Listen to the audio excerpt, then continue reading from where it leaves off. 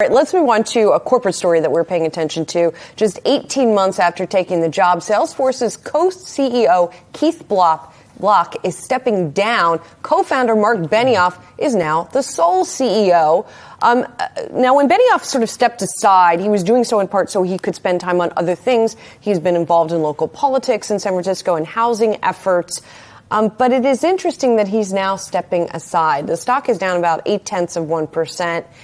And you have to wonder, when you have a sort of forceful founder like this who steps aside, is it just inevitable that they're going to come back? Yeah, it was a weird experiment in corporate governance to begin with. Dan Roberts actually pointed out something interesting on Twitter yesterday about CEOs stepping down. I mean, you have the Disney news, you have Salesforce. I believe you had another big one yesterday that's escaping me. MasterCard as well. Yeah. So what was going on? Was it the companies were trying to bury their news in a down day on the market, hoping that they didn't have to take too many questions on it? Or was this long-term planning, as Disney was saying, that, this has been in the works for a while? I'm not sure. Salesforce is an interesting question if they were trying to time the media specifically for this announcement, and what the thrust of the decision was. I don't think we know yet. I'm going to throw the word conspiracy. Do you buy into a potential conspiracy theory that all these CEOs are bailing out? I mean, there is a natural, for instance, at MasterCard, he had been there almost 10 years. So, and he's not leaving right away. Right. Neither is Iger. So I would be very cautious to say that. I think you'd have to dig into each individual story to know whether or not that's the case or not. I mean, certainly there's always an argument about stepping out when you're on top because the only place left to go is down. But some of these decisions